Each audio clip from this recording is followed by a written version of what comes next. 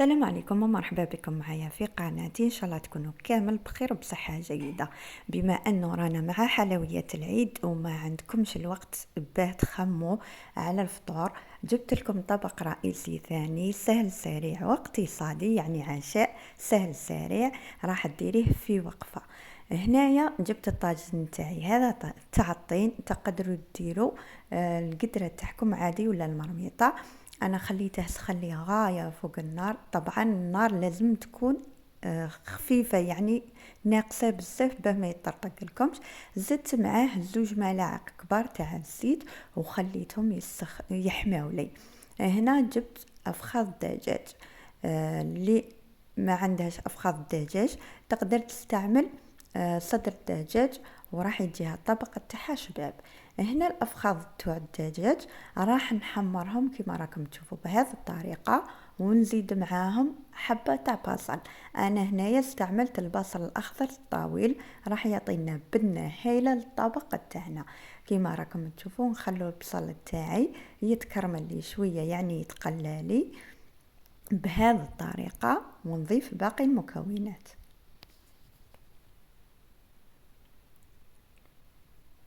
هنا كما راكم تشوفوا بعد ما تقلى لي هذاك البصل وهذاك الدجاج، راح نزيد له التوابل. انا التوابل هنا ما كثرت، زدت له سكنجبير، فلفل اسود، شويه تاع الملح، ورايح نخلطو بهذه الطريقه. ما نضيفوش التوابل في الاول باه ما ينحرقوناش.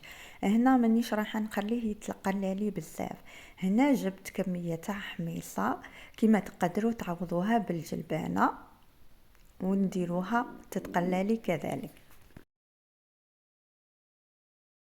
نخلطوا الدجاج تاعنا باه ما يلصقناش في هذا الطاجين. وفي الجهه الاخرى راني ندير فيه كميه تاع الماء تغلي. لازم في هذا الطاجين البنات تستعملوا الماء يكون سخون بزاف، يعني يكون مغلي.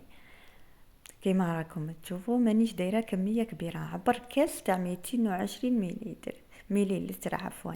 شوفوا هنايا راح نضيف هذاك الماء، شوف بهذه الطريقه.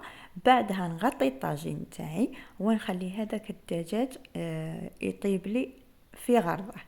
ما تزيدوش كامل للفرن.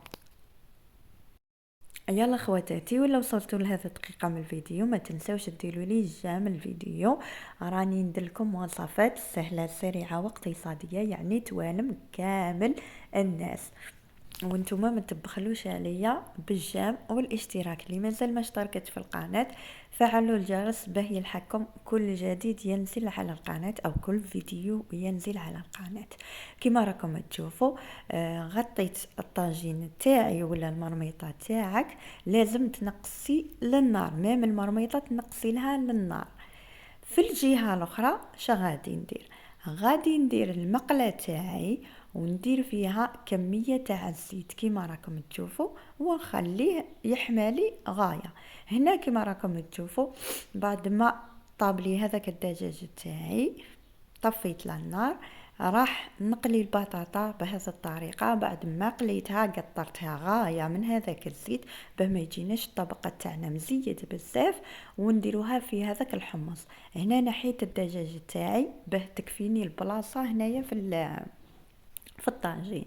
شوفوا نخلي هذيك البطاطا شويه، واحد ل5 دقائق يدخلوا فيها هذوك التوابل، تدخل فيها المرقه شويه، ينشف لي هذا الطاجين شويه.